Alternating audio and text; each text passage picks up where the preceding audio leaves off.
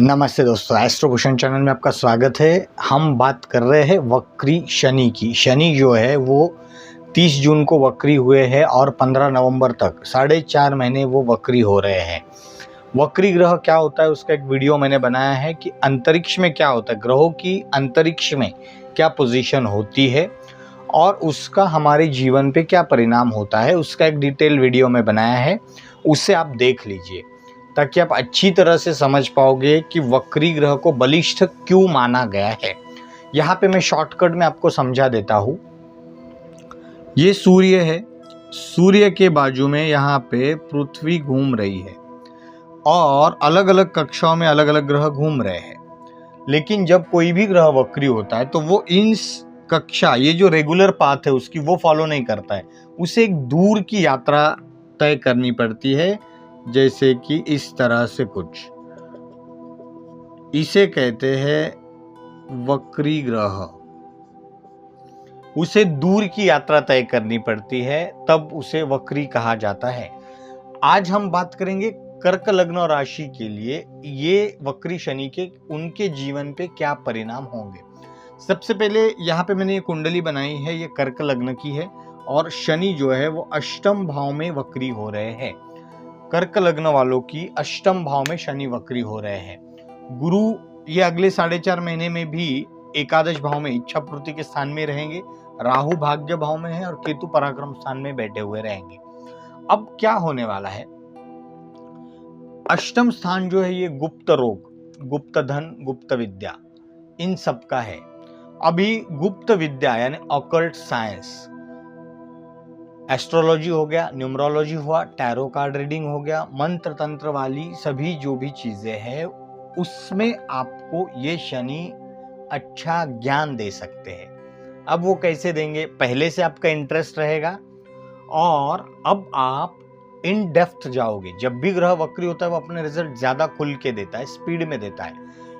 In depth knowledge जब आप लोगे तो वो किस तरह से मिल सकता है, इस फील्ड के जो भी जानकार लोग हैं आप उनके कांटेक्ट में आ जाओगे, उनके इन्फ्लुएंस में आके आपके ज्ञान में वृद्धि हो जाएगी और आप सच्चा ज्ञान जान पाओगे। शनि खुद की राशि में ही वक्री हो रहे तो कोई गलत चीजें, गलत फहमी वाली चीजों से आप दूर हो जाओगे। सच्ची चीजों पे, सच्चे ज्योतिष की तरफ आपका जो झुकाव रहेगा और एक अच्छी तरह से आप वो ज्ञान अर्जित कर पाओगे। अभी देखिए, शनि यहां पे आपके लिए कोई गुप्त बीमारी सडनली दे सकता है, आपको पता नहीं चलेगा। अब ये शनि वक्री हुआ है बोल के नहीं है, वो बीमारी पहले से आपके अंदर थी, आप सब कुछ तंदुरुस्त थे, अचानक से शनि वो सामने लाएगा। अब सामने वो इस तरह से लाएगा कि शनि आपको एहसास कराएगा कि भाई ये आपके बॉडी में कुछ हो रहा है, कुछ बन रहा है, कुछ है, इसका इलाज करवाओ। उस तरह से ये शनि आपके सामने ला सकता है। स्पेशली अगर बात करें तो आपके प्राइवेट पार्ट से रिलेटेड कोई समस्याएं ये शनि इस टाइमिंग में दे सकता है और सडनली आपको कोई पैतृक संपत्ति मिल सकती है।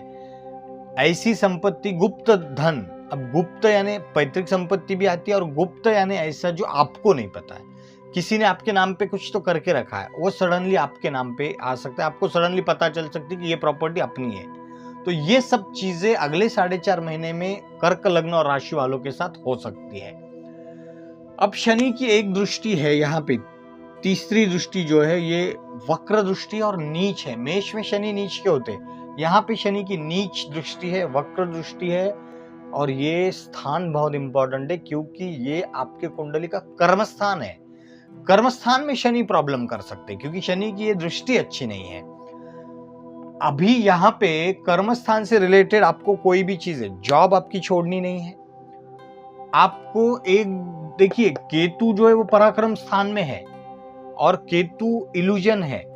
आप जॉब छोड़ सकते हैं ऐसा कुछ पराक्रम करने की चाह में कि किसी और ने कुछ किया है, उसने बहुत उन्नति हासिल की, मैं भी उस राह पे जाऊंगा तो मुझे भी हासिल होगा, ऐसा करके केतु आपको इल्यूजन में ला सकता है। और इधर शनि की नीच दृष्टि आपको आपके जॉब से हाथ धोने के लिए मजबूर कर सकती है।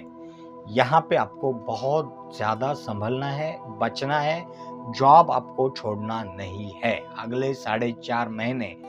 वैसे शनि की ये दृष्टि तो मार्च तक रहेगी, लेकिन शनि जब वक्री है तो तेजी से आपके विचार तेजी से बदल सकते हैं, आपके सामने ऐसी अपॉर्चुनिटीज आ सकती है और आप सडनली आप सवेरे गए शाम को आपके हाथ में जॉब ना हो। तो ये सिचुएशन से आपको बचना है कर्क लग्न और राशि वालों के लिए, यही रिमेडी है, जॉब आपको छोड़नी नहीं है। दूसरा और एक दृष्टि है यहाँ पे जो कुंडली का सेविंग्स का स्थान है, यहाँ भी शनि की दृष्टि है, लेकिन ये सूर्य की राशि है। ये दृष्टि शनि की ठीक है, ये प्रॉब्लमेटिक नहीं है। आप सेविंग्स जो भी करोगे लॉन्ग टर्म के लिए कीजिए, शनि आपको अच्छे रिजल्ट देगा। और उसके बाद में यहाँ पे पंचम भाव में भी शनि की दशम दृष्टि है। ये आपका प्रेम, विद्या, संतान का स्थान है। प्रेम के मामले में शनि इन सब चीजों को, फैंटेसीज वाली चीजों को मानते नहीं है, इसलिए यहाँ पे प्रेम में आपको निराशा हो सकती है, लेकिन वो आपके लिए सही रहेगा, इसके ऊपर ज्यादा आप सोचिए नहीं। और स्टॉक मार्केट में लॉन्ग टर्म के लिए इन्वेस्ट कीजिए, वो भी आपके लिए सही हो जाएगा। एजुकेशन के फील्ड में कोई आप पढ़ाई करना चाहते, कोई हायर स्टडीज करना चाहते, आपके लिए अच्छा समय है। बच्चों की एजुकेशन को लेकर कोई भी समस्या है वो दूर हो सकती है। ओवरऑल देखा जाए अगले 4.5 महीना कर्क लग्न और राशि के लिए समय अच्छा है। राहु भाग्य स्थान में बैठ के पिता के साथ थोड़ी अनबन करा सकता है, और गुरु जो है वो एकादश भाव में आपकी सभी इच्छाएं पूरी करने के लिए बैठे हुए हैं। उस हिसाब से गुरु का यहाँ पे रहना वो आपके लिए इच्छा पूर्ति के स्थान में वो भी अच्छा है। तो शनि और गुरु ये दो बड़े प्लैनेट्स है। शनि वक्री हो रहे हैं, पोजीशन किसी के भी चेंज नहीं हो रहे। वक्री ग्रह सिर्फ तेजी से रिजल्ट देता है। शनि स्लो मूविंग प्लैनेट है, जब वो वक्र हो जाते हैं तो उनकी जो स्पीड देने की क्षमता है, रिजल्ट देने की जो क्षमता है, वो स्पीड आती है उसमें। तो उस हिसाब से कर्क लग्न के लिए अच्छा समय है।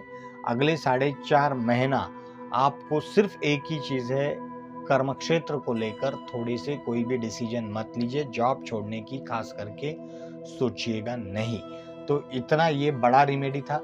और अगर अभी तक चैनल का आपने सब्सक्राइब नहीं किया तो सब्सक्राइब कीजिए, लाइक कीजिए, शेयर कीजिए। Thank you very much.